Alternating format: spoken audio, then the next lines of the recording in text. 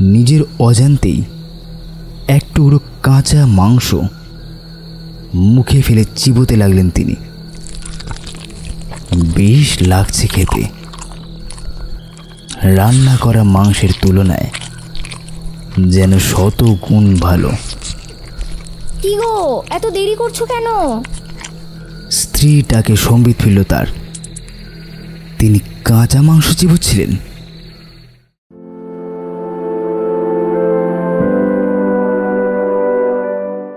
একটি গল্প, একটি অনুভূতি, কখনো প্রেম, কখনো রহস্য, কখনো শিহরণ। ওয়েলকাম টু মিস্ট্রিয়াস স্যাটারডে, যেখানে প্রতিটি গল্প এক নতুন অভিজ্ঞতা। বিভিন্ন ধরনের রোমাঞ্চকর গল্প শুনতে আমাদের চ্যানেলটি আজই সাবস্ক্রাইব করে পাশের বেল আইকনটি প্রেস করে দিন। আজ আপনাদের শোনাব হিমাদ্রি কিশোর দাশগুপ্তের লেখা দেবেন বাবুর দাঁত। গল্পের সূত্রধর ও গল্প পাঠে নীল। শুরু হচ্ছে দেবেন বাবুর দাঁত।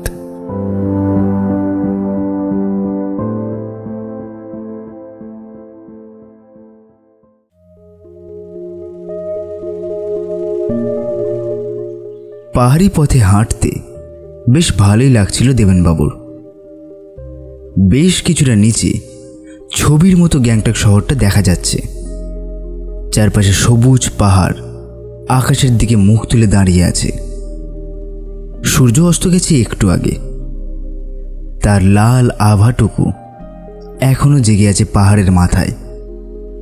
মৃদু ঠান্ডা বাতাস বইতে শুরু করেছে। নির্জন পথে শুধু বাতাসের কানাকানি। দেবেনবাবু আগে কোনোদিন পাহাড়ে আসেননি।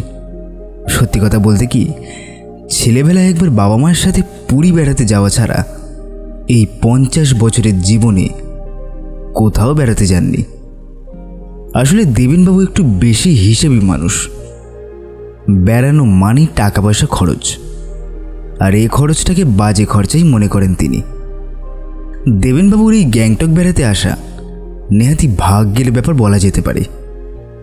কলকাতার একটা ইলেকট্রনিক্স কোম্পানিতে দেবেনবাবু সেলস ম্যানেজারে কাজ করেন। কিছুদিন আগে তিনি বেশ বড় একটা কাজের অর্ডার পাইয়ে দিয়েছিলেন কোম্পানিকে। তাতে কয়েক লক্ষ টাকা মুনাফা হয়েছে কোম্পানির। বড় সাহেব তাকে ডেকে বললেন, অর্ডারটা পাওয়ার জন্য কোম্পানি আপনাকে পুরস্কৃত করতে চায়, তবে ঠিক সরাসরি নগদে নয়। কোথাও থেকে 3 দিনের জন্য ঘুরে আসুন, তার জন্য যা খরচ হবে তা কোম্পানি দেবে। আপনি তো কোথাও যান না, কোথাও গেলে মন ভালো হবে, নতুন উদ্যমে আবার কাজ শুরু করতে পারবেন।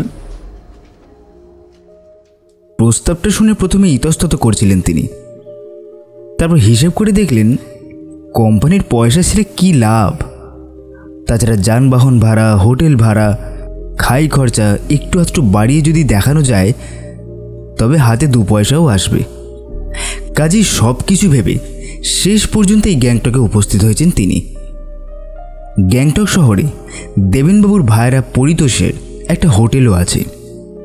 পার্টনারশিপে আরেকজনের সাথে হোটেলটা সে লিজে চালায়। দেবেনবাবু কিন্তু সে হোটেলে ওঠেননি।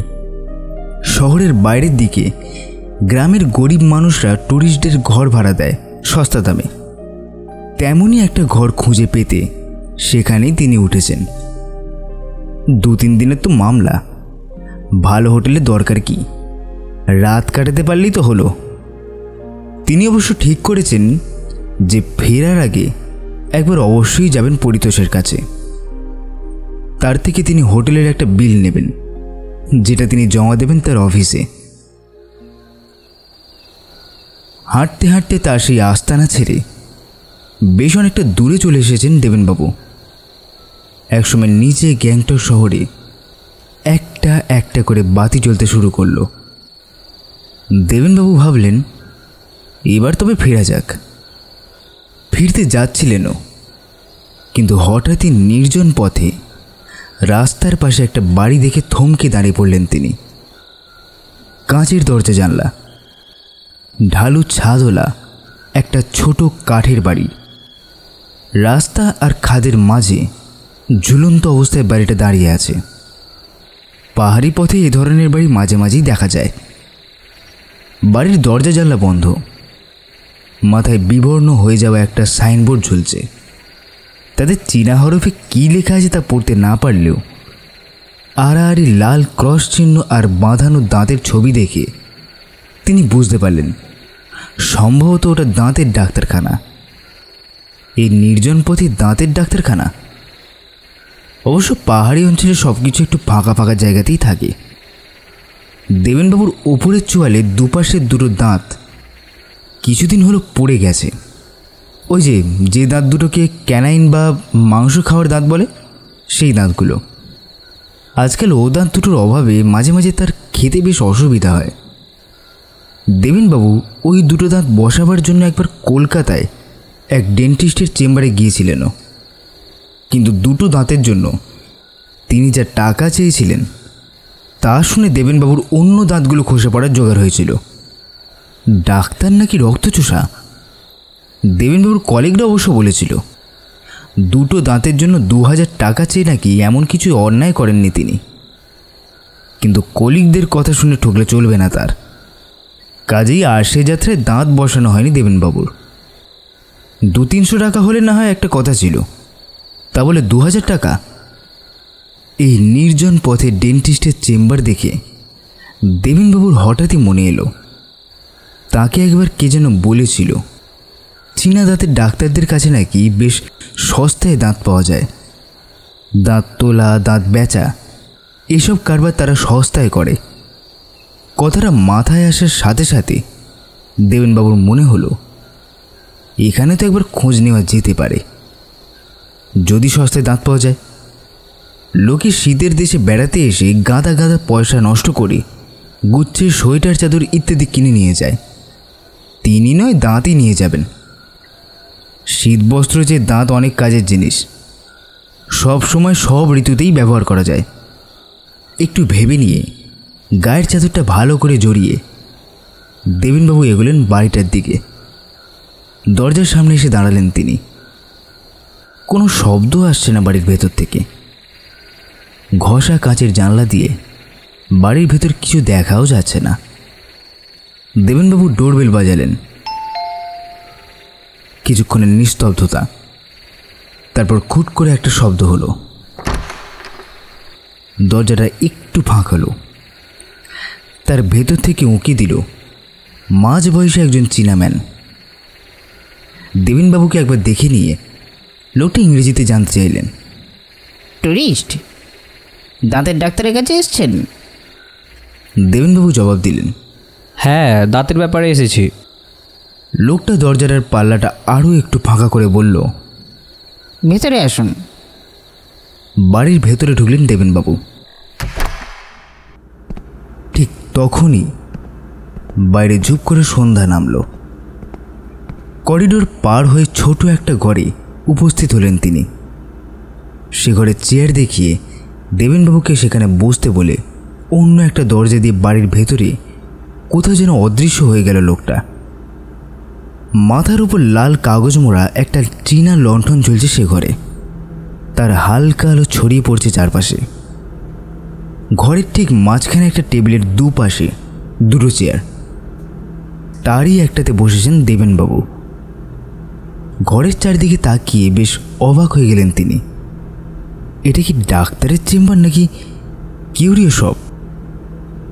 দাঁতের ডাক্তারের চেম্বারে দাঁতের ছবি থাকে ঠিকই, কিন্তু তা এমন বিচিত্রভাবে উপস্থাপিত হয় তা জানা ছিল না দেবেনবাবুর।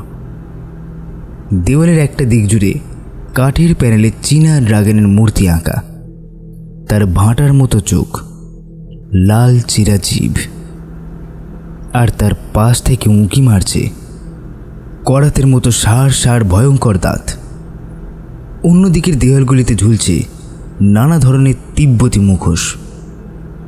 কিউরিও সবে যেমন তিব্বতী অপদেবতার মুখোশ ঝোলে, তেমনই সব ভয়ঙ্কর সব দাঁত বার করা মুখোশ।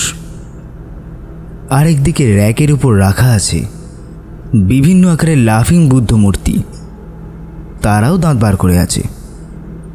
চীনা লণ্ঠনের লাল আলোর আলো আধারিতে সেই ড্র্যাগন মূর্তি মুখোশগুলো লাফিং বুদ্ধর পেট মোটা মূর্তিগুলো সবাই যেন দাঁত বার করে দেবেনবাবুর দিকে তাকিয়ে আছে।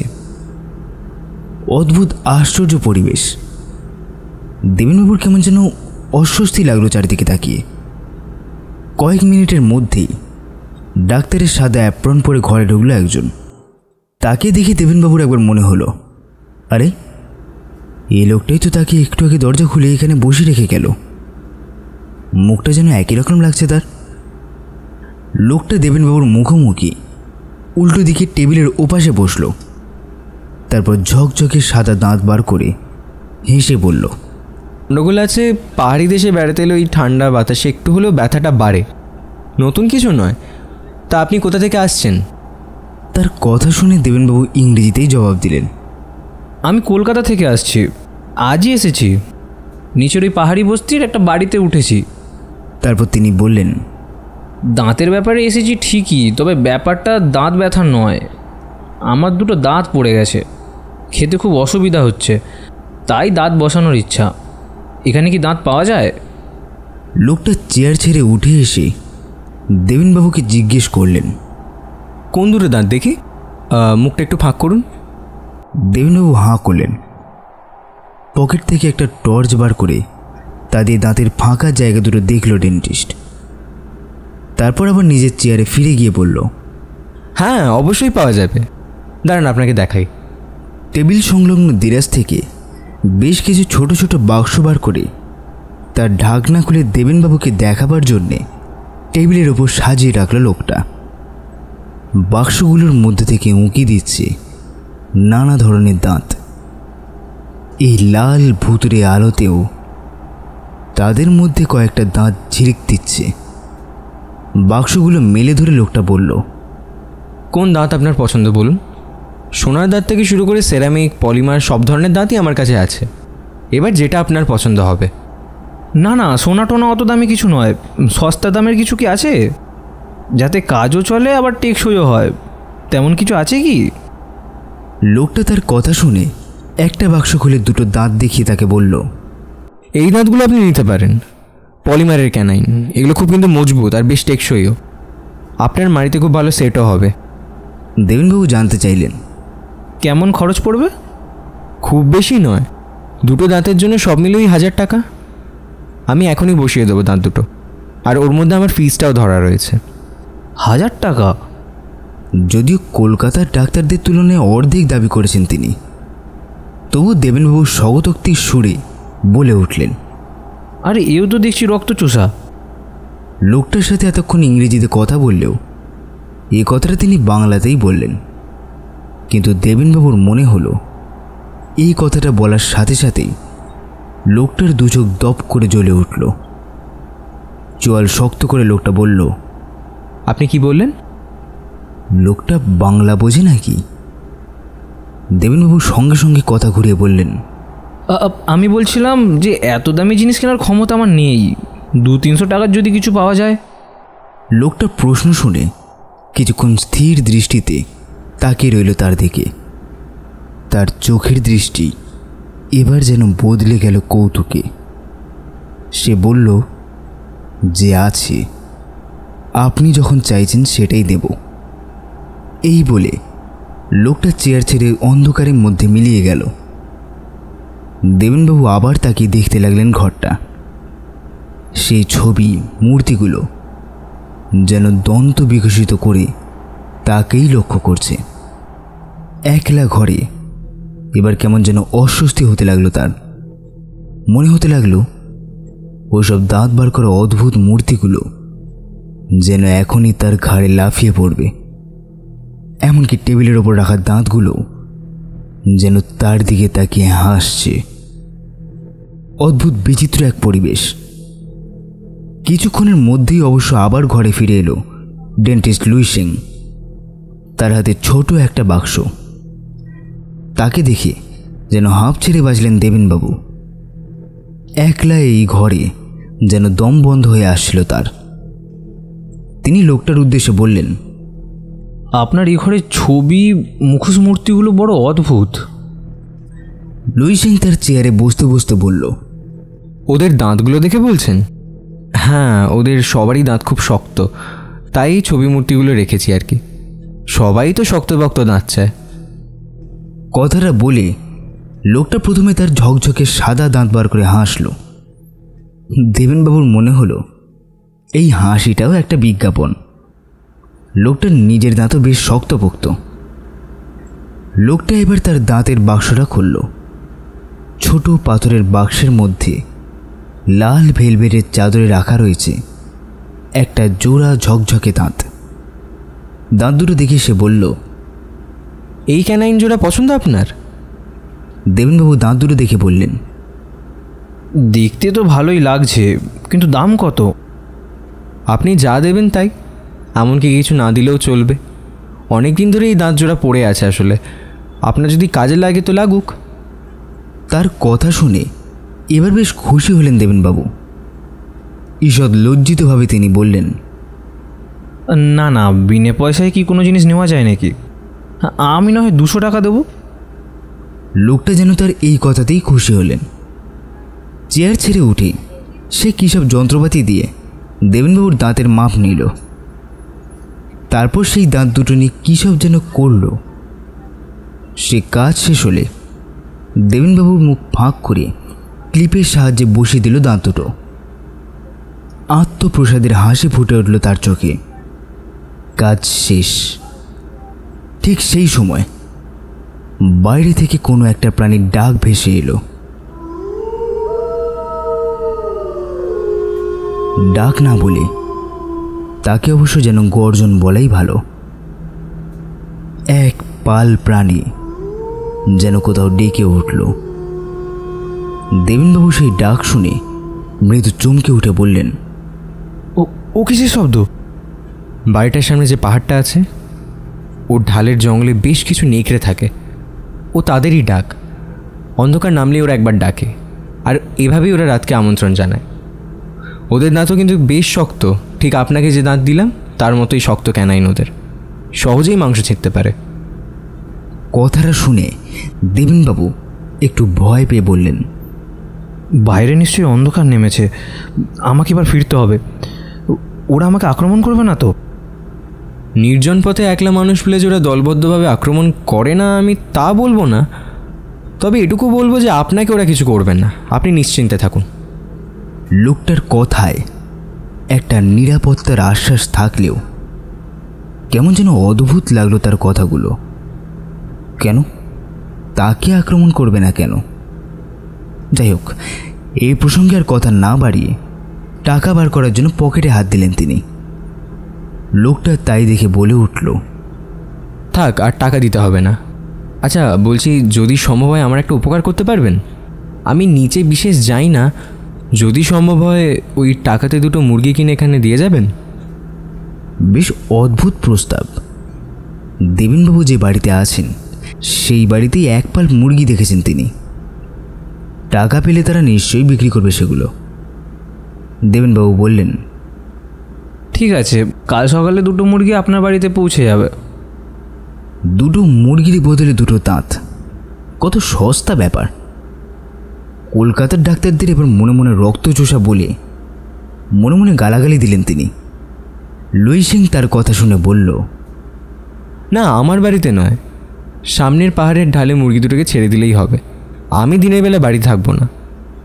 তার এই কথা শুনে দেবেনবাবু আবারও একটু আশ্চর্য হলেও মুখে বললেন, হ্যাঁ নিশ্চয়ই। কাজ শেষ। এবার উঠে দাঁড়ালেন দুজনেই। সদর দরজা পর্যন্ত তাকে এগিয়ে দিয়ে দরজা খুলে লোকটা বলল, গুড বাই, আবার নিশ্চয়ই দেখা হবে আমাদের। দেবেনবাবু মুখে বললেন, হ্যাঁ নিশ্চয়ই, কিন্তু মনে মনে বললেন, তোমার সাথে আর দেখা হওয়ার সম্ভাবনা নেই আমার। বাইরে পা রাখলেন তিনি। অন্ধকার নেমেছে অনেকক্ষণ। অনেক নিচে দেখা যাচ্ছে আলো ঝলমল গ্যাংটক শহর। তিনি অবশ্য অত নিচে যাবেন না।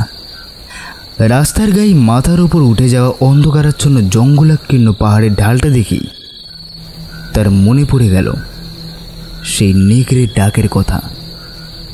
যদিও লোকটা বেশ জোর দিয়েই বলল যে তার বিপদের কোনো সম্ভাবনা নেই।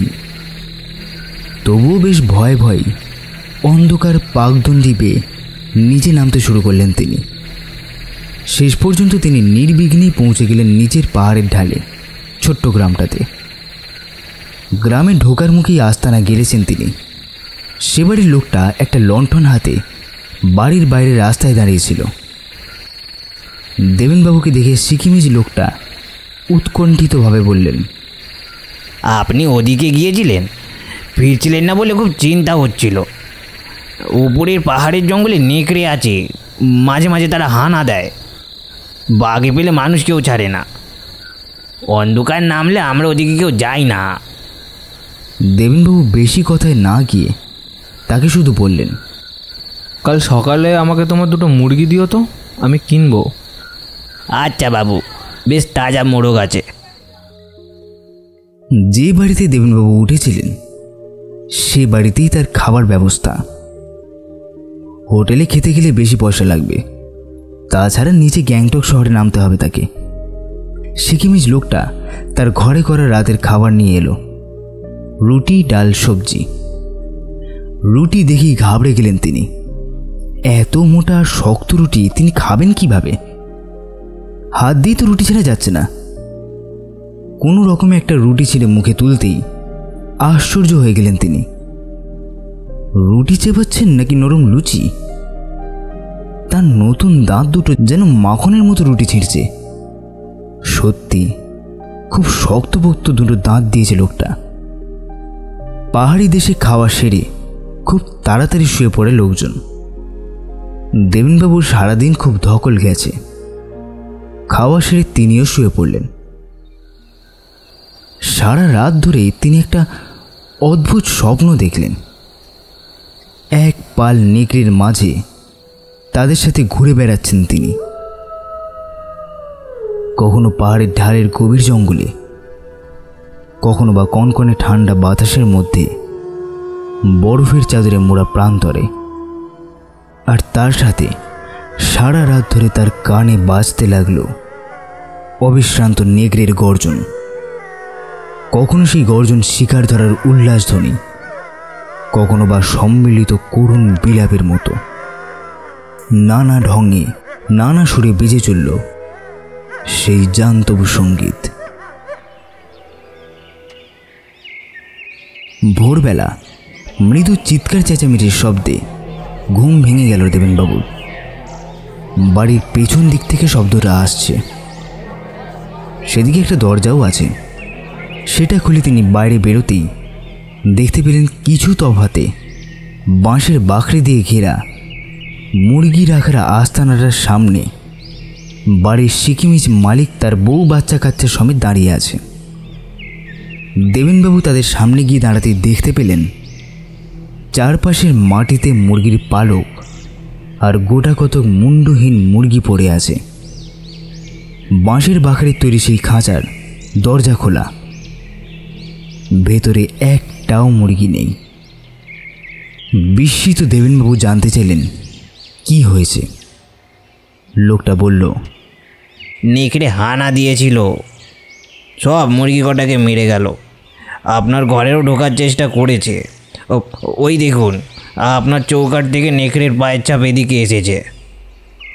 এই বলে সে আঙুল দিয়ে মাটির ওপর পায়ের ছাপগুলো দেখালো। দেবেনবাবু বললেন, নেকড়ে এখানেও হানা দেয় নাকি? ওই জন্যই হয়তো আমি যেন রাতে ঘুমের মধ্যে নেকড়ের ডাক শুনছিলাম। তাহলে সেটাও সত্যি?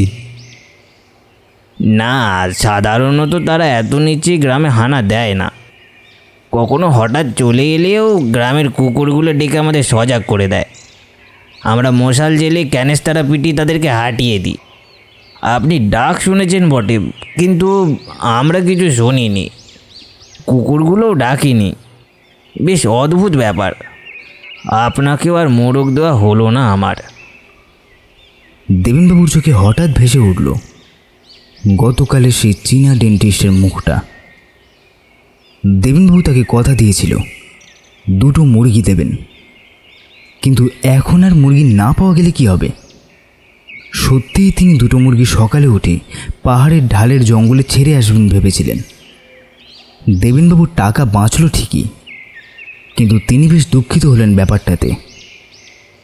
তিনি একটু হিসেবি লোক ঠিকই, কিন্তু কথা খেলাপি নন। তিনি খোঁজ নিয়ে জানলেন এই লোকটা ছাড়া গ্রামে আর কেউ মুরগি পোষে না। ঘরে ফিরে এলেন তিনি। তাকে বেরোতে হবে। নিচে নেমে গ্যাংটক শহরটা একবার পায়ে হেঁটে ঘুরে দেখবেন ভেবেছেন। ট্যুরিস্টরা গ্যাংটক বেড়াতে এলে গাড়ি নিয়ে ছাংগুলে, নাথু লা পাস এসব দেখতে যায়, কিন্তু তাতে বেশ খরচা। উপথ মারাবেন না তিনি। বাড়ি থেকে বেরোবার আগে মুখ ধোয়ার সময় তিনি একবার ভাবলেন দাঁত দুটো খুলে একবার ভালো করে ধুয়ে নেওয়া যাক, কিন্তু ক্লিপ দুটো দাঁতের সাথে এমনভাবে এঁটে গেছে যে কিছুতেই দাঁত দুটোকে তিনি খুলতে পারলেন না। একটু পরে সেই বাড়ি গ্রাম ছেড়ে বেরিয়ে পড়লেন তিনি। নিচে নেমে উপস্থিত হলেন গ্যাংটক শহরে। ছোট্ট শহর, কিন্তু ছবির মতো সাজানো। দিনের প্রথম আলোয় ঝলমল করছে শহরটা। রাস্তার পাশে কিউরিও শপ, পোশাক, মোমো, খাবারের দোকান, স্থানীয় সিকিমিজ লোকজন, মুন্ডিত মস্তক তিব্বতী লামা, রং বেরঙের পোশাক গায়ে ট্যুরিস্টরা ঘুরে বেড়াচ্ছে। চারপাশে বেশ খুশির পরিবেশ। রাস্তার একটা সস্তার দোকানে দাঁড়িয়ে 1 প্লেট মোমো খেলেন দেবেনবাবু। তারপর দোকানিকে জিজ্ঞেস করলেন, পায়ে হেঁটে বিনা পয়সায় কি কি দেখা যায়? সে লোকটা জানালো, ও সবজি সব জায়গাতেই ঢুকতে পয়সা লাগে। আপনি বরং ওই যে পাহাড়ের মাথায় এনচে মোনাস্ট্রিতে চলে যান। তার কথা শুনে সেই পাহাড়ের দিকেই দেবেনবাবু এগোলেন।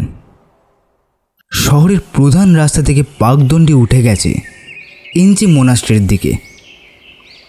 পথের দুপাশে ঘন দেবদারু বনে, হিমেল বাতাসের কানাকানি, পাতা থেকে জল খসে পড়ার টুপটাপ শব্দ।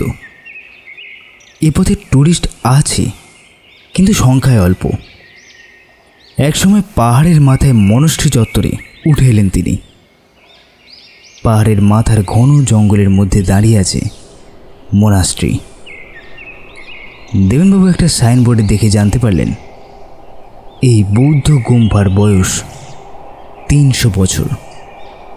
এই মনাস্ট্রিতে বৌদ্ধ লামারা তন্ত্র সাধনা ও অতি প্রাকৃত বিদ্যার চর্চা করতেন।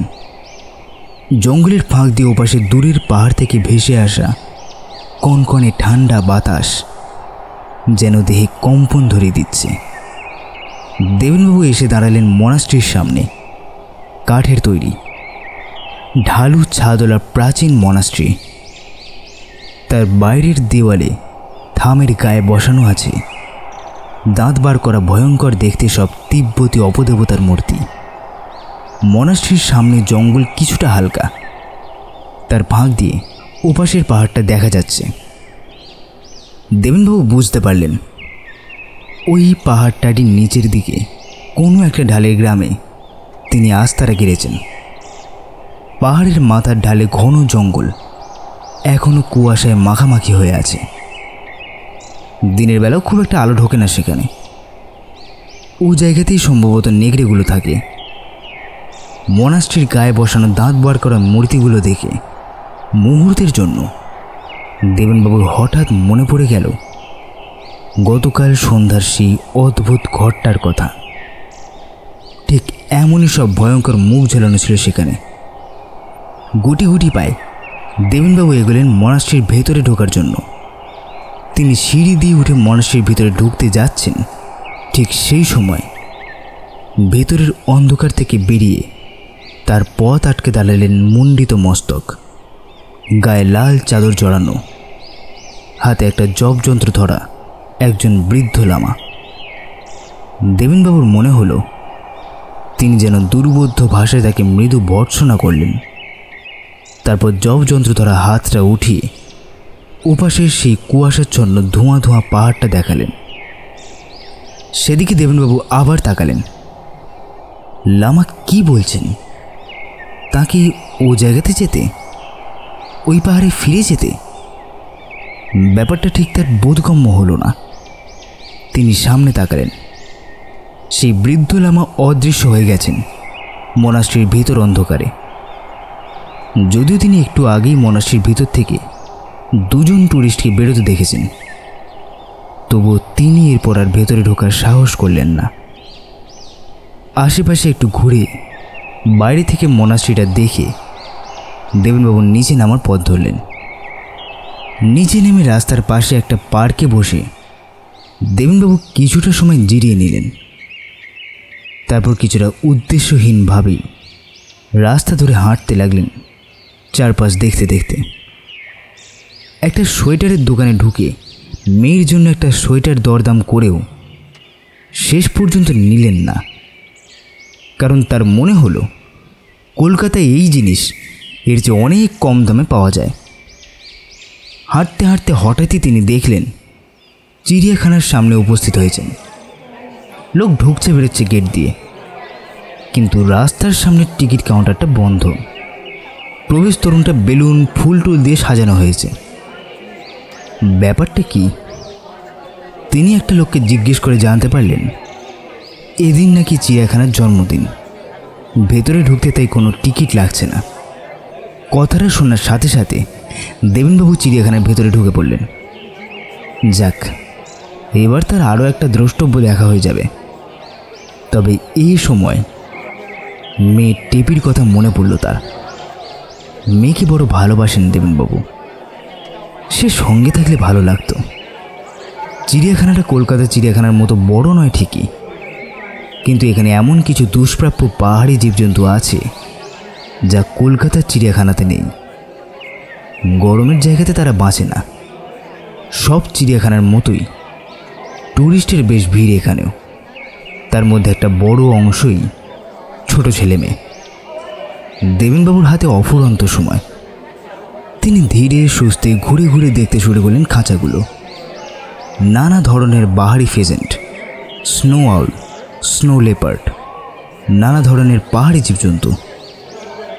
দেবেনবাবু তখন একটা পাহাড়ি বনবিড়ালের খাঁচার সামনে দাঁড়িয়ে।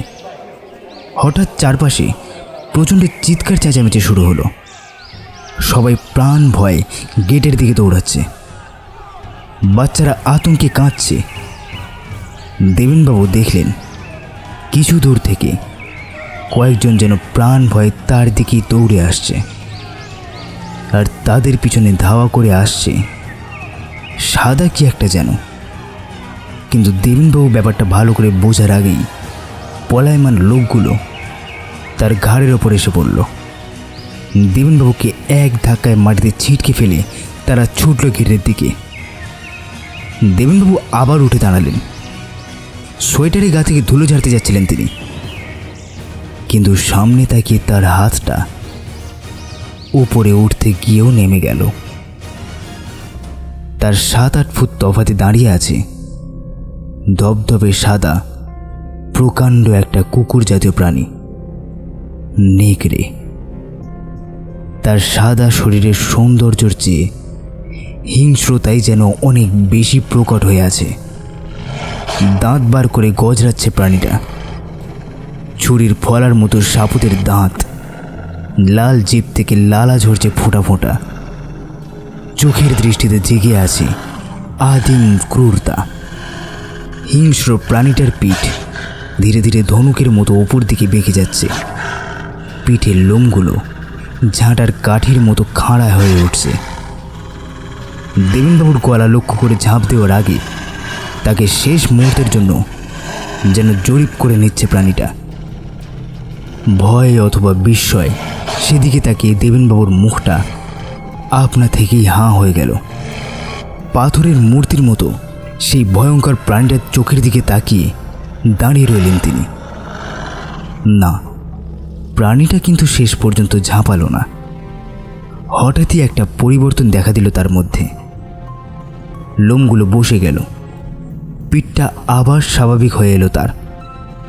চোখের দৃষ্টিতেও একটা পরিবর্তন হলো যেন। আর সেই চাপা হিংস্র গর্জন বদলে গেল গড় গড় শব্দে। ধীর পায়ে দেবেনবাবুর কাছে এগিয়ে এসে অত বড় হিংস্র প্রাণীটা পোষা কুকুরের মতো দেবেনবাবুর পায়ে গা ঘষতে লাগলো। নিজের অজান্তেই দেবেনবাবুর হাতটা যেন নেমে এলো প্রাণীটার মাথায়। নেকড়েটার মাথায় পিঠে হাত বোলাতে লাগলেন তিনি। যে কজন লোক তখনও চিড়িয়াখানা থেকে পালাতে পারেনি তারা আর চিড়িয়াখানার কর্মীরা নিরাপদে দাঁড়িয়ে দেখতে লাগলেন সেই ভয়ঙ্কর অদ্ভুত দৃশ্য। দেবেনবাবু কিছুক্ষণ তার গায়ে হাত বোলানোর পর প্রাণীটা একটু সরে গিয়ে সে যেদিক থেকে এসেছিল সেদিকে কিছুটা এগিয়ে মুখ ফিরিয়ে একটা অদ্ভুত শব্দ করল, যেন সে দেবেনবাবুকে অনুসরণ করতে বলছে তাকে। দেবেনবাবু সম্মোহিতের মতো অনুসরণ করলেন তাকে। প্রাণীটা কিছুটা এগোচ্ছে, তারপর থমকে দাঁড়িয়ে দেখে নিচ্ছে দেবেনবাবু ঠিক তার পিছন পিছন আসছে কিনা। প্রাণীটা শেষ পর্যন্ত একটা খাঁচার সামনে এসে দাঁড়ালো। তারপর সেই খাঁচায় ঢুকে মুখ ফিরিয়ে অদ্ভুত একটা শব্দ করে দেবেনবাবুকেও যেন খাঁচার ভেতর ঢুকতে বলল। খাঁচার দরজার সামনে একটু ঝুঁকলেন দেবেনবাবু।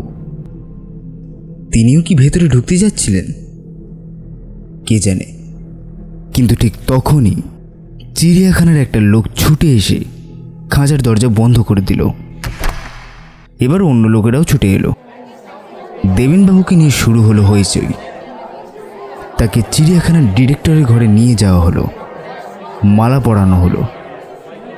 ডিরেক্টর সাহেব বললেন, আপনি আমাদের খুব বাঁচিয়ে দিয়েছেন একটা বড় দুর্ঘটনার হাত থেকে। কিভাবে যে খাঁচার দরজা খুলে গেছিল কে জানে। হিমালয়ের নেকড়ে খুব হিংস্র প্রাণী, ওদের তুষার চিতারাও ভয় পায়। এক কামড়ে ওরা মানুষের ধর থেকে মুন্ডু আলাদা করে দিতে পারে, এমনই ওদের চোয়াল আর দাঁতের জোর। আরেক ভদ্রলোক বললেন, আমি 30 বছর দেশের নানান চিড়িয়াখানায় কাজ করেছি। যেসব কর্মী বহু বছর ধরে নির্দিষ্ট কোনো বাঘকে খাবার দেয় তাদের আমি 2-1 খাঁচার ফাঁক দিয়ে বাঘের গায়ে মুহূর্তের জন্য হাত দিতে দেখেছি, কিন্তু খাঁচার ফাঁক দিয়েও কোনোদিন ওই হিমালয় নেকড়ের গায়ে কাউকে হাত দিতে দেখিনি। এমনই হিংস্র ধূর্ত ভয়ঙ্কর প্রাণী ওরা। ধন্য ধন্য মশাই আপনার সাহস। আপনি কি কোনো সময় সার্কাস, চিড়িয়াখানা বা বন দপ্তরে কাজ করতেন বা করেন নাকি? দেবেনবাবু বললেন, না না, এইসব কাজ আমি কোনোদিনও করিনি। আরেকজন বললেন, তাহলে নিশ্চয়ই আপনি কুকুর পোষেন, তাই না? হাউন্ড অথবা অ্যালসেশিয়ান, বড় জাতের কোনো কুকুর। অ্যালসেশিয়ান তো নেকড়েরই বংশধর, নইলে ওভাবে প্রাণীটার মাথায় কিছুতেই আপনি হাত বোলাতে পারতেন না। যাই হোক, অমন নেকড়ের মাথায় হাত বোলানো খুব সাহসের ব্যাপার। দেবেনবাবু সত্যিই বাড়ির সামনে একটা কুকুর পোষেন। কুকুর মানে নেড়ি, তার নাম কালু। দেবেনবাবু তাকে এঁটো কাটা খেতে দেন। তিনি রাস্তায় বেরোলে সে কিছুটা পথ পায়ে পায়ে আসে। দেবেনবাবুর মেয়ে টিপি তাকে খুব ভালোবাসে। কাজেই দেবেনবাবু অশ্বত্থামা ইতিগজর মতো বললেন, হ্যাঁ, কুকুর একটা আছে বটে আমার।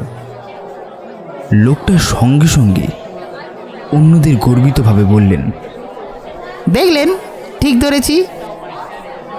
ভাগ্য ভালো তিনি সেটা কি কুকুর আর জিজ্ঞেস করলেন না দেবেনবাবুকে।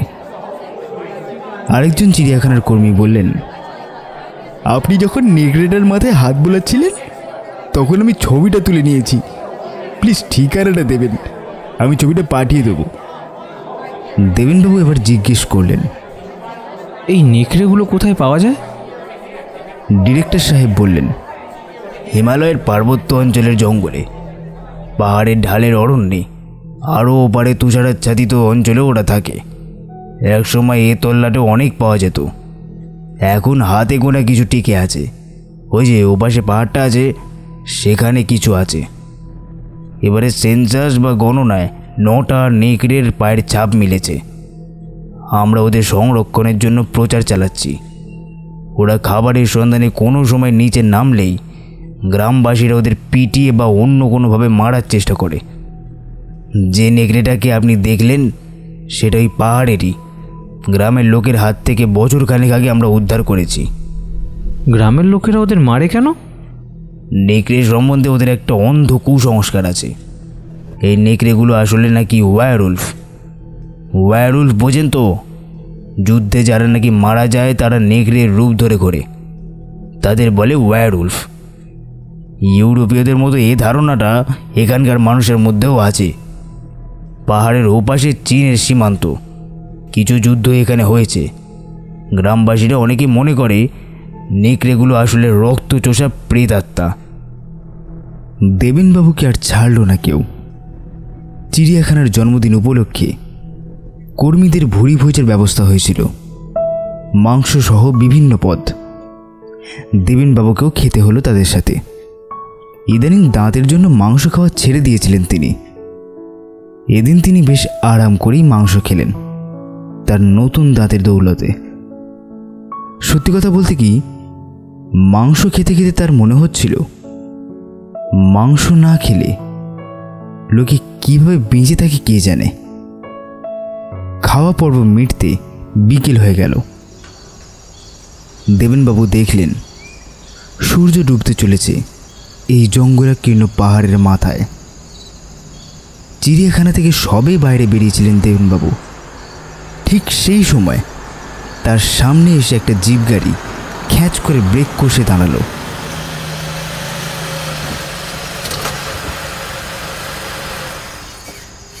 তার থেকে লাফিয়ে নামলো একটা লোক। আরে, এই যে দেবেনবাবুর ভাইরা পরিতোষ। দেবেনবাবুকে দেখে সে বিস্মিতভাবে বলল, আরে দাদা, আপনি এখানে? গতকাল আপনি এসেছেন জানি আপনার বাড়ি থেকে আমাকে ফোন করেছিল। শহরের সব হোটেলগুলোতেই আপনার খোঁজ করে দেখলাম আমি, কিন্তু পাইনি। আপনি এখানে আসবেন অথচ আমার কাছে থাকবেন না, তা কি হয়? আপনার জন্য এটুকু করার ক্ষমতা কি আমার নেই? দেবেনবাবু ভাইরার কথা শুনে প্রথমে একটু লজ্জিতভাবে বললেন, আরে না না, তুমি ব্যস্ত মানুষ, তাই তোমাকে আর বিব্রত করতে চাইনি। তারপর তিনি বললেন, তা তুমি এখন এখানে এলে কিভাবে? চিড়িয়াখানায় শুনলাম এক বাঙালি ভদ্রলোক হিংস্র হিমালয়ের নেকড়েকে বশ মানিয়ে খাঁচায় ঢুকেছে। সারা শহরে আলোচনা হচ্ছে তাই নিয়ে। খবরটা শুনে লোকটা বাঙালি বলে দেখতে এলাম। আপনি দেখেছেন লোকটাকে? ভাবছি তাকে আমার হোটেলে নিয়ে এসে একটা সম্বর্ধনা দেব। বাঙালিকে সবাই ভীতু ভাবে, এখানকার বাঙালিদের গর্বও হবে আর আমার হোটেলের পাবলিসিটিও হবে। তবে আপনাকে কিন্তু ছাড়ছি না। আপনার মালপত্রগুলো যেখানে আছে সেগুলোকে সেখান থেকে নিয়ে আমরা হোটেলে ফিরবো, ঠিক আছে? দেবেনবাবু এবার হেসে বললেন, আরে তুমি যে লোকটাকে খুঁজছো সে লোকটা কিন্তু আমি, নেকড়েটাকে আমি। কথাটা তিনি শেষ করতে না করতেই পরিতোষ উল্লাসে জড়িয়ে ধরল তাকে। তারপর বলল, আমার হোটেলে যাওয়ার আগে আর কোনো কথা হবে না। আপনার মালপত্রগুলো কোথায় আছে চলুন সেগুলো নিয়ে আসি। পরিতোষের গাড়িতে এবার বাধ্য হয়ে উঠে বসতে হলো তাকে।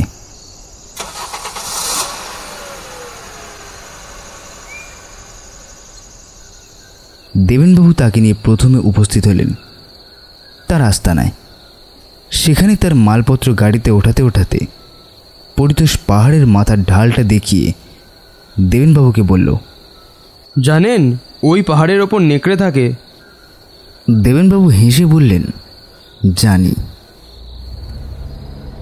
পরিতোষের গাড়ি যখন সে পাহাড় থেকে নামতে শুরু করলো তখন পাহাড়ের মাথার জঙ্গল অন্ধকারে ঢেকে যাচ্ছে। কেন জানি দেবেনবাবুর মনে হলো ওই পাহাড়ের চূড়ার অন্ধকার জঙ্গল একবার দেখে আসতে পারলে ভালো হতো।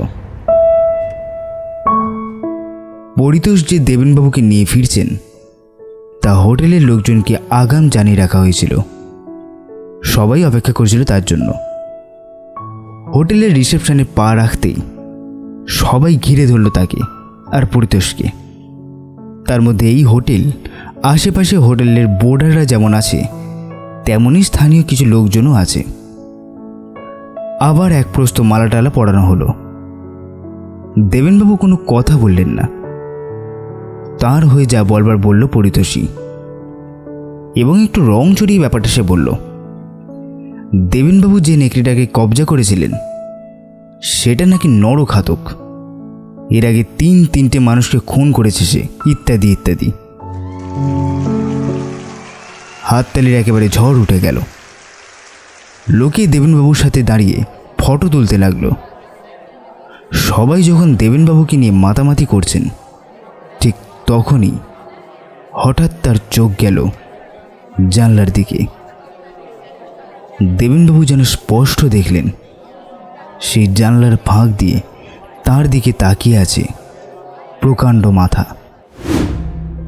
তার চোখ জ্বলছে, চোয়ালের ফাঁক দিয়ে উঁকি মারছে ঝকঝকে সাদা দাঁতের শাড়ি, তুষার নেকড়ে। দেবেনবাবু কিছু বলতে যাচ্ছিলেন, কিন্তু তার আগেই বাইরের অন্ধকারে হারিয়ে গেল সেই মাথা। হয়তো ব্যাপারটা নিছকই দৃষ্টি বিভ্রম। নেকড়ে নিয়ে এত কাণ্ড হওয়াতে ব্যাপারটা হয়তো ছাপ ফেলেছে তার মনে।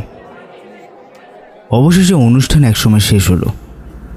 লোকজন সব রিসেপশন ছেড়ে বেরিয়ে যাওয়ার পর পরিতোষ দেবেনবাবুকে বিশ্রাম নিতে বলে বিদায় জানালো। ঠিক এই সময় হোটেলের এক কর্মী এসে একটা ছোট প্যাকেট দেবেনবাবুকে ধরিয়ে দিয়ে বলল, একটু আগে এক ভদ্রলোক এসে আপনার নাম করে জিনিসটা দিয়ে গেল। দেবেনবাবু প্যাকেটটা খুললেন।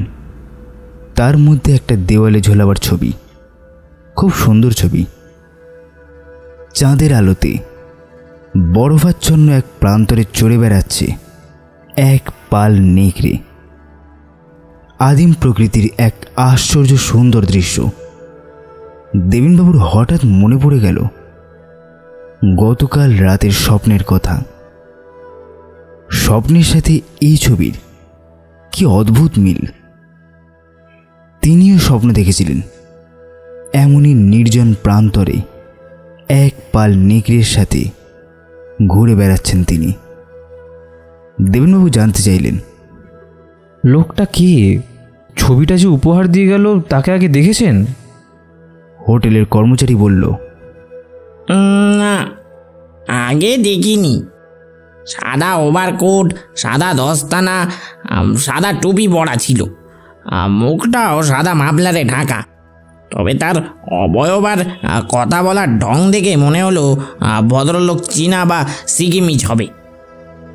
দেবেনবাবু আর এ প্রসঙ্গে কথা বাড়ালেন না।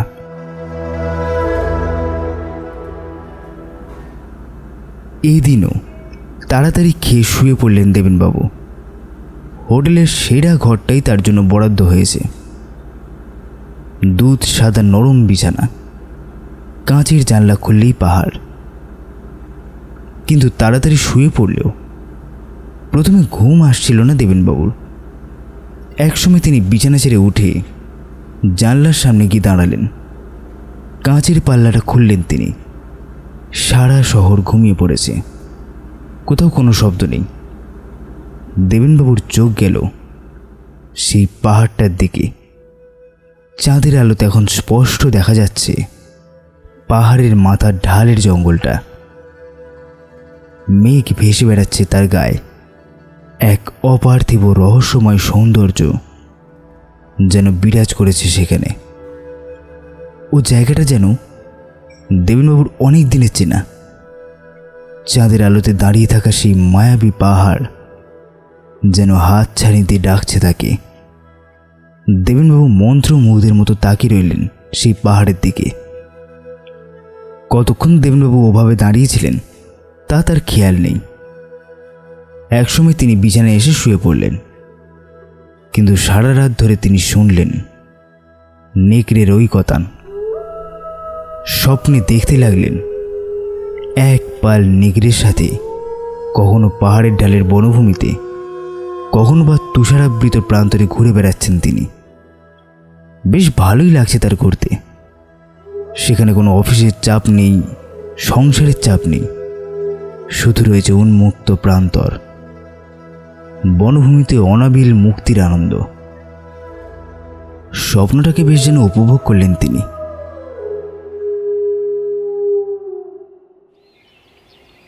ভোর হলো এক সময়।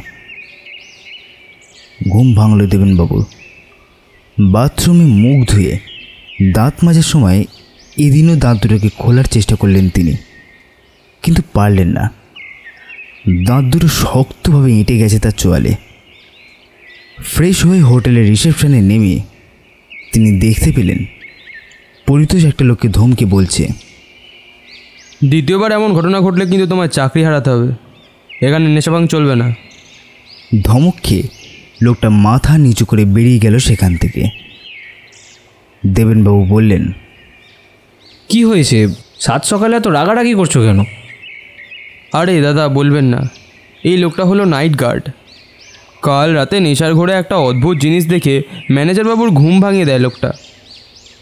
ওর কথা শুনেই ম্যানেজারবাবু বুঝতে পেরেছিলেন ওই লোকটা নির্ঘাত নেশার ঘোরে আছে। ভোরবেলা তিনি আমায় ব্যাপারটা রিপোর্ট করেছেন। কি দেখেছিল লোকটা? পরিতোষ একটু ইতস্তত করে বলল, আর বলবেন না, কাল রাতে ডিউটি ছিল লোকটার। হোটেলের আশেপাশে ঘুরে পাহারা দিচ্ছিল। হঠাৎ সে নাকি দেখতে পায় দোতলায় আপনার ঘরের জানলাটা খোলা, আর চাঁদের আলোয় বিরাট এক নেকড়ে নাকি আপনার ঘরের জানলায় দাঁড়িয়ে ওই দূরের পাহাড়টার দিকে তাকিয়েছিল। নেশার ঘোরে ব্যাপারটা দেখে সে ম্যানেজারবাবুকে মাঝরাতেই ডাকতে যায়। তিনি অবশ্য ব্যাপারটা পাত্তা দেননি। আরে নেকড়ে কোথায়? ঘুম আসছিল না বলে আমি তো মাঝরাতে জানলাটা খুলে দাঁড়িয়েছিলাম। তাহলে বুঝুন ব্যাপারটা। ম্যানেজারবাবু লোকটার কথা শুনে যদি মাঝরাতে আপনার দরজায় কড়া নাড়ত, তাহলে আর লজ্জার শেষ থাকতো না। ঘরে ফিরে এলেন দেবেনবাবু। মুখে তিনি যাই বলুন, নাইট গার্ডের কথাটা শুনে বেশ অস্বস্তি হতে লাগলো তার। এখানে আসার পর থেকে ঘটনাগুলোকে ভাবতে লাগলেন তিনি। পরপর 2 রাত একই অদ্ভুত স্বপ্ন। তার আস্তানায় গ্রামের বাড়িতে মুরগির খাঁচায় নেকড়ের হানা, চিড়িয়াখানাতে নেকড়ের সেই অদ্ভুত ঘটনা, তার আগে এনচে মোনাস্ট্রিতে লামার অদ্ভুত ব্যবহার, গতকাল সন্ধ্যায় রিসেপশন রুমের জানলাতে সেই নেকড়ের মুখ দেখা, তারপরে এই নাইট গার্ডের ঘটনা। দেবেনবাবুর মনে হলো তার অজান্তেই তাকে নিয়ে যেন কোনো অদ্ভুত ঘটনা ঘটে চলেছে। প্রবল এক অস্বস্তি ধীরে ধীরে ঘিরে ধরল দেবেনবাবুকে। খোলা জানলা দিয়ে দেখা যাচ্ছে সেই পাহাড়টা। এখনও সেখানে কুয়াশা জমাট বেঁধে আছে। সেদিকে তাকিয়ে দেবেনবাবুর অস্বস্তি আরও বাড়ল। তার কেন জানি মনে হলো ওই পাহাড়টা অদ্ভুতভাবে আকর্ষণ করছে তাকে। অশুভ এক আকর্ষণ। ওই পাহাড় থেকে দূরে চলে যেতে হবে তাকে। শেষ পর্যন্ত দেবেনবাবু সিদ্ধান্ত নিয়ে ফেললেন, এই জায়গাতে থাকা তার সমীচীন নয়। ঘর থেকে বেরিয়ে নিচে নেমে তিনি পরিতোষকে বললেন যে অফিসে ফোন করেছিলেন, জরুরি কাজ এসেছে। আজ রাতের ট্রেনেই তিনি কলকাতায় ফিরে যাচ্ছেন।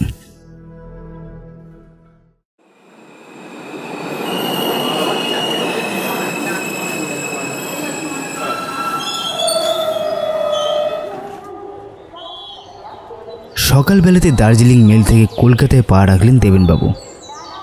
তিনি এখন অনেক দূরে ফেলে এসেছেন কুয়াশা ঢাকা সেই পাহাড়টা। রোদ ঝলমলে কলকাতার সকাল। ইতিমধ্যে শহরের ব্যস্ততা শুরু হয়ে গেছে। স্টেশন থেকে দেবেনবাবুর বাড়ি 8 ঘন্টার হাঁটা পথ। দেবেনবাবু স্টেশনের বাইরে বেরিয়ে হাঁটা লাগালেন তার বাড়ির উদ্দেশ্যে। চলতে চলতে তার হঠাৎ মনে হলো 8 বছরের বাচ্চা মেয়ে টেপি নিশ্চয়ই অপেক্ষা করছে তার বাবা কিছু নিয়ে আসবে বলে। গোলেমালে তার জন্য গ্যাংটক থেকে কিছুই কেনা হয়নি। আর তারপরই রাস্তার পাশে একটা দোকান তার চোখে পড়ল। সকালবেলা সদ্য খোলা হয়েছে দোকানটা। রঙিন মাছ, পাখি ইত্যাদির দোকান। দোকানের বাইরে একটা খাঁচায় নাদুস নুদুস একটা খরগোশ রাখা আছে। গত বছর মৌলালির রথের মেলাতে খরগোশ কেনার বায়না ধরেছিল টেপি। দামে পোষায়নি বলে দেবেনবাবু কিনে দেননি। খরগোশটা দেখে তিনি দোকানের দিকে এগোলেন। সকালের খদ্দেরকে ফেরাতে চাইল না দোকানদার। বেশ কিছু দাম দরের পর শেষ পর্যন্ত 50 টাকায় রফা হলো। খাঁচা সমেত খরগোশ কিনে বাড়ি ফিরলেন দেবেনবাবু। দরজা খুলতেই টেপি বাবা বাবা কি এনেছো বলে ঝাঁপিয়ে পড়ল তার কোলে। দেবেনবাবু তার হাতে খাঁচাটা তুলে দিয়ে বললেন, এই যে তোমার জন্য একটা জ্যান্ত খরগোশ এনেছি। খরগোশ পেয়ে টেপির খুশি আর ধরে না। মা মাই দেখো, বাবা আমার জন্য খরগোশ এনেছে। হাতে সময় আছে। দেবেনবাবু ঠিক করলেন অফিস যাবেন। বিশ্রাম করে প্রথমে স্নান সেরে খেতে বসলেন তিনি। খাওয়ার পর ভাতের থালায় কিছু ভাত আর এঁটো কাটে নিয়ে বাইরে এসে হাঁক দিলেন, কালু, এই কালু। তার গলার শব্দ পেয়ে রাস্তা থেকে দৌড়ে এলো কুকুরটা, কিন্তু কয়েক পা তফাতেই থমকে দাঁড়িয়ে পড়ল সে। তারপর অদ্ভুতভাবে গজরাতে লাগলো দেবেনবাবুর দিকে তাকিয়ে। হয়তো কদিন সে দেবেনবাবুকে দেখেনি, তাই অমন করছে। বার কয়েক ডাকার পরও যখন সে এলো না, তখন দেবেনবাবু রোয়াকের পাশে ভাত ঢেলে ঘরে ঢুকে গেলেন। কিছুক্ষণের মধ্যেই অফিস যাওয়ার জন্য তৈরি হয়ে বেরিয়ে পড়লেন তিনি। কালু কিন্তু অন্য দিনের মতো তার পিছন পিছন মোড় পর্যন্ত এলো না। একটা পাঁচিলের ওপর বসে তাকে লক্ষ্য করে গজরাতে লাগলো। অফিসে এই দিন বেশ ভালোই কাটালেন দেবেনবাবু। সবাই তার কাছে বেড়ানোর গল্প শুনতে চাইলেন। দেবেনবাবু তাদের মোটামুটি সব গল্পই বললেন, শুধুমাত্র চিড়িয়াখানার নেকড়ের গল্প ছাড়া। একজন তাকে জিজ্ঞেস করলেন, কি মার্কেটিং করলেন? তিনি মুখ ফাঁক করে বললেন, এই যে একজোড়া দাঁত। কেউ শুনে বেশ আশ্চর্য হলো, আবার কেউ ভাবলেন মজা করছেন তিনি। বেরিয়ে এসে কলকাতায় ফিরে মনটা বেশ ফুরফুরে হয়ে গেছে দেবেনবাবুর। অফিস ফিরতে বহুদিন পর একটু মুরগির মাংস কিনে ফিরলেন। বেড়াতে যাওয়ার আগে টেপি মাংস খাবো করছিল। বাড়ি ফিরে স্ত্রীর কাছে শুনলেন টেপি সারাদিন খরগোশটা নিয়ে আনন্দে খেলেছে। খরগোশটা তখনও তারই কোলে। দেবেনবাবুও খরগোশটা নিয়ে মেয়ের সাথে খেলতে বসে গেলেন। তার স্ত্রী একসময় কাঁচা মাংসের বাটিটা দেবেনবাবুর হাতে দিয়ে বললেন, তুমি কলতলা থেকে মাংসটা ভালো করে ধুয়ে আনো, আমি মশলা বাটছি। বাটিটা নিয়ে কলতলায় ধুতে গেলেন দেবেনবাবু। হঠাৎ কি হলো, নিজের অজান্তেই এক টুকরো কাঁচা মাংস মুখে ফেলে চিবোতে লাগলেন তিনি। বেশ লাগছে খেতে। রান্না করা মাংসের তুলনায় যেন 100 গুণ ভালো। কি গো, এত দেরি করছো কেন? স্ত্রীটাকে সম্বিত ফিরল তার। তিনি কাঁচা মাংস চিবোচ্ছিলেন। দেবেনবাবু হতভম্ব হয়ে গেলেন নিজের ব্যবহারে। মুখটা ভালো করে ধুয়ে ফেলেন তিনি। রাতের রান্না করা মাংস ঠিক যেন দেবেনবাবুর মুখে রুচল না। খাওয়া ছেড়ে দেবেনবাবু বিছানায় চলে গেলেন। দেবেনবাবু কিন্তু সেদিনও সেই এক স্বপ্ন দেখলেন। চন্দ্রালোকিত প্রান্তরে এক পাল নেকড়ের সাথে ঘুরে বেড়াচ্ছেন তিনি। সারা রাত ধরে অবিশ্রান্তভাবে শুনে গেলেন নেকড়ের ওই কথান। স্বপ্নের ভেতরেও যেন সেই পাহাড়টা হাতছানি দিয়ে তাকে ডাকছে।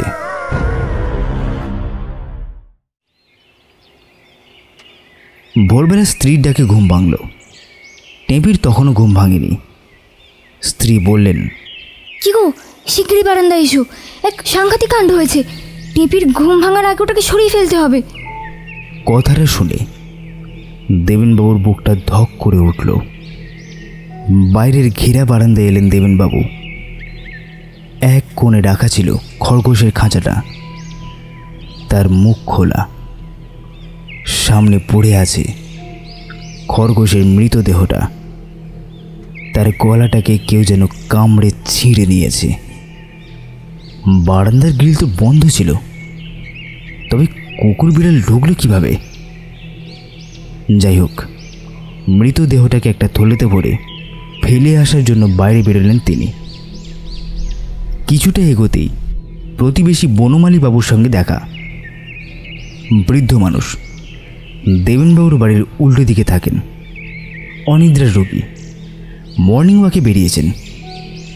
তিনি দেবেনবাবুকে দেখে বললেন, দেবেন কুকুর পুষেছ? ডাক শুনি না তো। কাল মাঝরাতে তোমার বারান্দায় দেখলাম তাকে। বিরাট সাদা রঙের কুকুর, নিশ্চয়ই খুব দামি কুকুর হবে। তার কথায় এমন চমকে উঠলেন দেবেনবাবু যে উত্তরও দিতে পারলেন না। তাহলে কি সত্যি কোনো নেকড়ে তাকে অনুসরণ করছে? এতজন এভাবে ভুল দেখবে? কে সে? কোনো অতৃপ্ত প্রেতাত্মা? দেবেনবাবু নিজে তাকে দেখতে না পেলেও সে সাক্ষ্য রেখে যাচ্ছে। সিকিমের যে বাড়িতে তিনি গিয়ে উঠেছিলেন সে বাড়ির ছিন্ন ভিন্ন মুরগিগুলো, এই গলা ছেঁড়া খরগোশটা, এই সবই তার প্রমাণ। সেদিন ওই চীনা ডেন্টিস্টের কাছে যাওয়ার পর থেকেই এইসব ব্যাপার শুরু হচ্ছে। ওই দাঁত দুটোই কি এসব গণ্ডগোলের মূল কারণ? দেবনবাবুর হাত কাঁপতে লাগলো। খরগোশটাকে কোনো রকমে বাইরে ফেরে বাড়ি ঢুকে দেবনবাবু সোজা ঢুকে গেলেন কলঘরে। বহু কষ্ট করেও তিনি দাঁতগুলো খুলতে পারলেন না।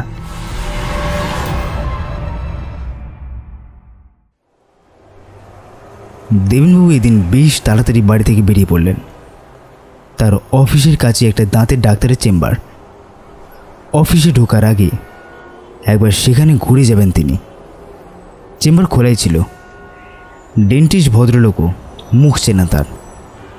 অফিসে ঢোকা বেরোনোর পথে মাঝে মাঝে দেখা হয় তার সাথে। দেবেনবাবু তার চেম্বারে ঢুকে ভদ্রলোককে বললেন, একটা সমস্যায় পড়ে আপনার কাছে এলাম।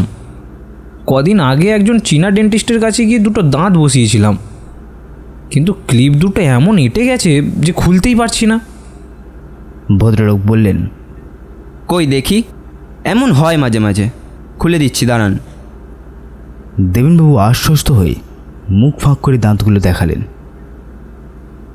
কিন্তু দাঁত দুটো পরীক্ষা করি ডেন্টিস্ট গম্ভীর হয়ে গেলেন। তিনি বললেন, ফলস দাঁত কোথায়? এই দুটো তো আপনার নিজেরই দাঁত, ক্লিপের তো কোনো ব্যাপার নেই। কিন্তু অন্য কোনোভাবেও এটা মাটিতে বসানো হয়নি। আপনার অফিসে মনে হয় কদিন কাজের চাপ বেড়েছে, কদিন বিশ্রাম নিন। পারলে একজন ভালো সাইকিয়াট্রিস্ট দেখান, সব ঠিক হয়ে যাবে।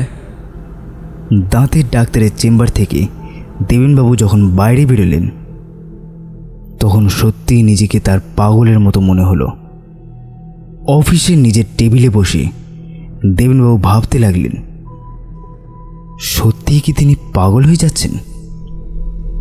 ডেন্টিস্ট বললেন দাঁত দুটো তার নিজের, তাহলে কি ওই চীনা ডেন্টিস্টের কাছে যাওয়া তার কল্পনা ছিল?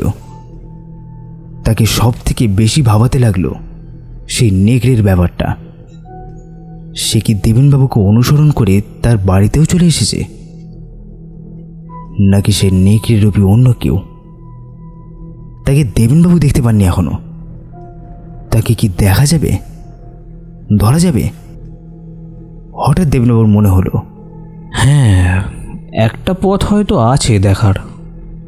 কথাটা মনে হওয়ার সঙ্গে সঙ্গেই দেবেনবাবু ছুটলেন স্টোর কিপারের কাছে। তাকে তিনি বললেন, একটা সিসিটিভি ক্যামেরা সেট দিন তো, একটা পার্টিকে ডেমনস্ট্রেট করতে হবে। দেবেনবাবুর ইলেকট্রনিক্স কোম্পানি এসবেরও কারবার করে। শনিবার তাড়াতাড়ি বাড়ি ফিরলেন দেবেনবাবু। খরগোশটা খুঁজে পাচ্ছে না বলে খুব কান্নাকাটি করছে টেপি। দেবেনবাবু বাড়ি ফিরে তার ঘরে ক্যামেরা, মনিটর এসব বসাতে লাগলেন। তার স্ত্রী বিস্মিতভাবে বললেন, ঘরে ক্যামেরা বসাচ্ছ কেন? অফিসের জিনিস একজনকে দিতে হবে, তার আগে টেস্ট করছি আর কি। রাতে নির্দিষ্ট সময় খাওয়া সেরে দেবেনবাবু শুয়ে পড়লেন। তিনি একটা খাটে, অন্য খাটে তার স্ত্রী আর টেপি। একই ঘটনার পুনরাবৃত্তি। দেবেনবাবু আবার দেখতে লাগলেন সেই স্বপ্ন, সেই পাহাড়ের ঢালে জঙ্গল, চন্দ্রালোকিত বরফাচ্ছাদিত প্রান্তরে নেকড়েদের সাথে তার পদচারণা, বাতাসের শোঁ শব্দ, নেকড়ের সম্মিলিত সঙ্গীত, নানা স্বরে নানাভাবে। নেকড়েদের ধ্বনির মাঝে হঠাৎই অন্যরকম একটা চিৎকার কানে এলো তার। নেকড়েদের ডাকের কাছাকাছি হলেও সেটা নেকড়ের নয়, কুকুরের ডাক। প্রচণ্ড চিৎকার, আর সেই চিৎকারেই ঘুম ভেঙে গেল দেবেনবাবু। তিনি দেখলেন তিনি কখন যেন উঠে টেপির বিছানার সামনে দাঁড়িয়ে আছেন, আর বাইরে থেকে জানলার শিক ধরে দাঁড়িয়ে চিৎকার করছে কালু। ভেতরে ঢুকতে পারলে সে যেন ছিঁড়ে খাবে দেবেনবাবুকে। তার চিৎকারে দেবেনবাবুর স্ত্রীও উঠে পড়লেন। অনেক কষ্টে তিনি শান্ত করলেন কুকুরটাকে। বাকি রাতটা আর ঘুম হলো না দেবেনবাবু। খাটে শুয়ে শুয়ে তিনি খেয়াল করলেন কুকুরটার চিৎকার থামালেও সে জানলার বাইরে থেকে স্থির দৃষ্টিতে তার দিকেই তাকিয়ে আছে।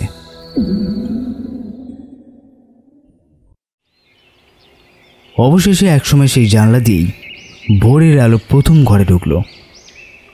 এদিন দেবেনবাবুর স্ত্রী আর মেয়ের একটা নিমন্ত্রণ আছে, একটু দূরে যেতে হবে। ঘুম থেকে উঠে সেজে গুজে তারা দুজন কিছুক্ষণের মধ্যেই বাইরে বেরিয়ে গেল। তারা চলে যাওয়ার পর সিসিটিভির মনিটরটা নিয়ে দেবেনবাবু বসলেন। গত রাতে এ ঘরের দৃশ্য ধরা আছে এতে, কিন্তু দেবেনবাবু যা দেখলেন তাতে তিনি স্তম্ভিত হয়ে গেলেন, কেঁপে উঠলেন তিনি। বেশ কিছুক্ষণ ভাবার পর তৈরি হয়ে দেবেনবাবু বাড়ি ছাড়লেন। তাকে অনেক দূরে যেতে হবে, সেই পাহাড়টার পাদদেশে, সেই চীনা ডেন্টিস্টের খোঁজে। এছাড়া আর কোনো পথ খোলা নেই তার। সন্ধ্যা নামছে, ধীরে ধীরে অন্ধকারে ঢেকে যাচ্ছে মাথার ওপর পাহাড়ের ডালটা। ঠান্ডা বাতাস বইতে শুরু করেছে। আজ ঠান্ডার প্রকোপ আরও তীব্র। অনেক নিচে গ্যাংটক শহরের আলো একটা একটা করে জ্বলে উঠতে শুরু করেছে।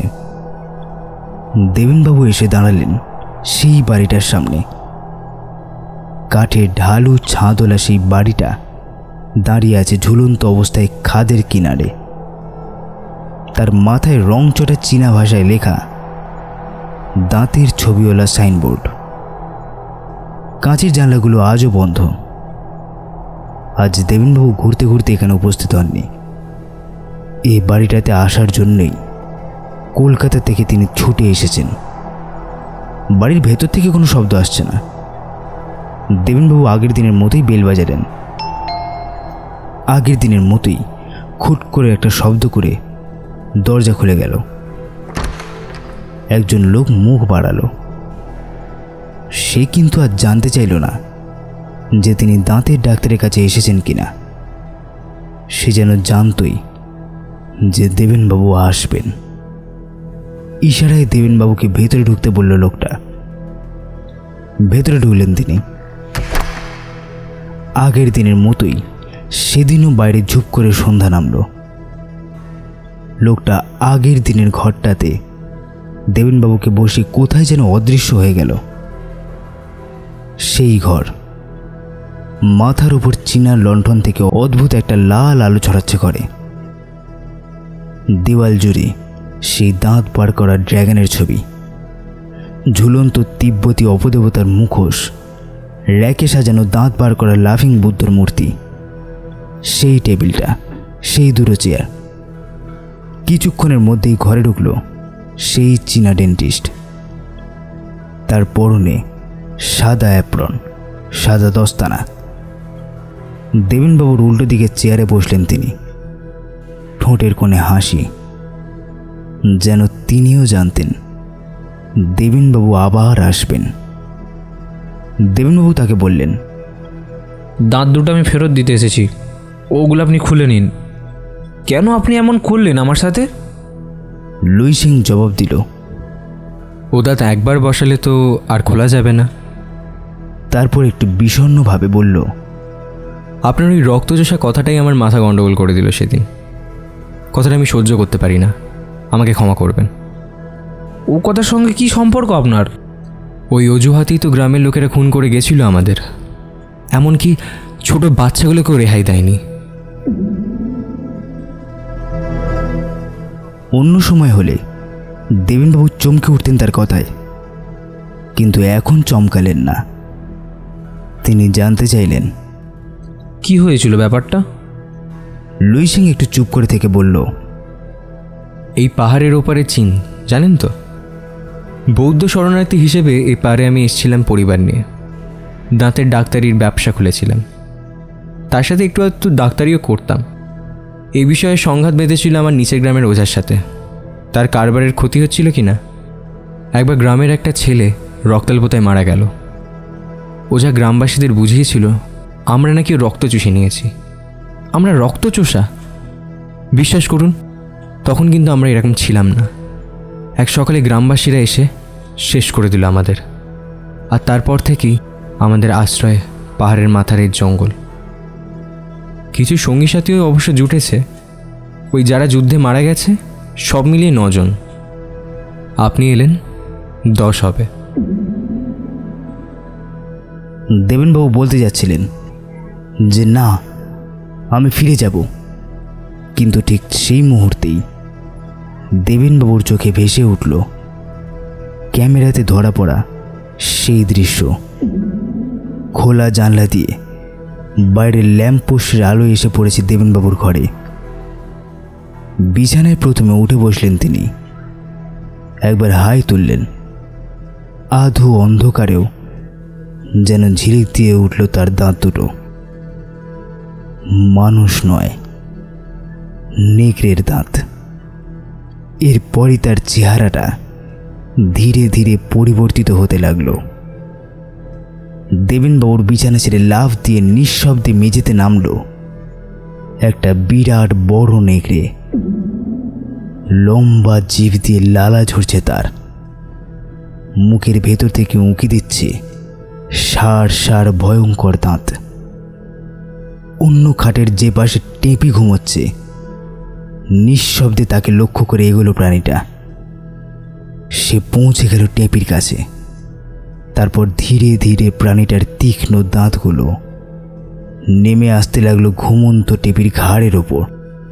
ঠিক সেই মুহূর্তে প্রচণ্ড চিৎকার করে বাইরে থেকে জানলার ওপর ঝাঁপিয়ে পড়ল কালু। নেকড়ের শরীরটা মুহূর্তের মধ্যে রূপান্তরিত হলো দেবেনবাবুর চেহারায়।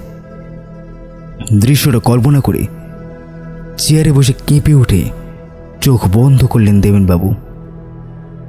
তিনি যখন চোখ খুললেন তখন বাইরে কোথা থেকে যেন নেকড়ের ডাক শুরু হলো।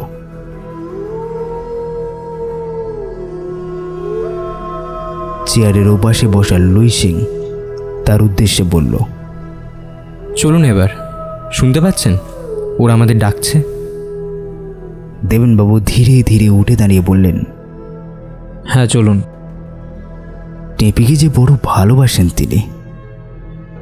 কালু তো আর সবসময় এসে তাকে বাঁধা দেবে না, দিতে পারবেও না। কাজেই লুই সিংয়ের পিছন পিছন বাড়ি থেকে বেরোলেন দেবেনবাবু। লোকটাকে অনুসরণ করে পাহাড়ের ঢাল পেয়ে উপরে উঠতে শুরু করলেন তিনি। লোক কোথায়, তার আগে আগে এগোচ্ছে বিরাট বড় সাদা একটা নেকড়ে। উপর থেকে ভেসে আসছে সঙ্গীদের আহ্বান। পাহাড়ের মাথায় পৌঁছে গেলেন দেবেনবাবু। বরফ আচ্ছাদিত সমতল জমি, এক পাল নেকড়ে ঘুরে বেড়াচ্ছে সেখানে। কখন জানি দেবেনবাবু সব পোশাক খসে গেছে। হিমেল বাতাসে মুক্তির আনন্দ। এখানে কোনো দুঃখ কষ্ট নেই, শুধু প্রকৃতির সাথে মিশে যাওয়ার আনন্দ। তবু শেষ একবারের জন্য দেবেনবাবুর চোখে ভেসে উঠল টেপির মুখটা।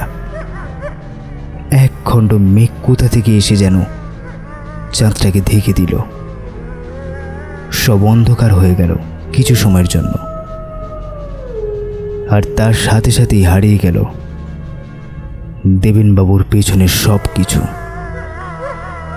মেঘ সরে গেল। তারপর পাহাড়ের শীর্ষে চন্দ্রালোকিত বরফ প্রান্তরে এক পাল নেকড়ের সাথে দাঁড়িয়ে আছেন দেবেনবাবু। ঠিক তার দেখা সেই স্বপ্নের মতো। চাঁদ মুখ তুলতেই নেকড়ের দল চাঁদের দিকে মুখ তুলে ডেকে উঠল। হাজার হাজার বছর ধরে রাত্রির সন্তানরা যেমন অভ্যর্থনা জানিয়ে আসছে চাঁদকে। দেবেনবাবু আকাশের দিকে মুখ তুলে সেই আদিম সঙ্গীত ধ্বনিতে গলা মেলালেন।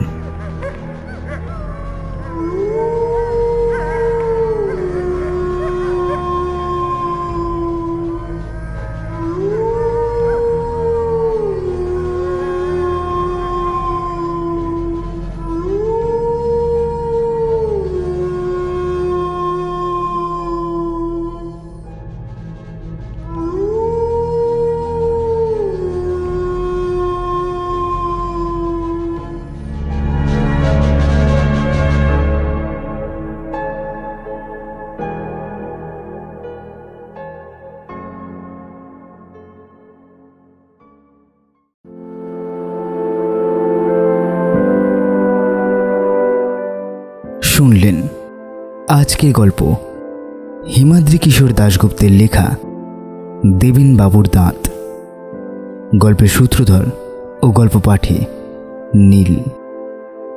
দেবেনবাবুর চরিত্রে সুমন, টেপি ও টেপির মায়ের চরিত্রে মেঘা, বড় সাহেব ও কলকাতার ডেন্টিস্টের চরিত্রে মোহন, লুই সিংয়ের চরিত্রে রিক, হোটেলের কর্মচারীর চরিত্রে সায়ন প্রামাণিক, পরিতোষের চরিত্রে অনির্বাণ, ডিরেক্টর সাহেবের চরিত্রে নীল, সাউন্ড এডিটিং ও পোস্টার ডিজাইন নীল, সমগ্র পরিচালনা মেঘা।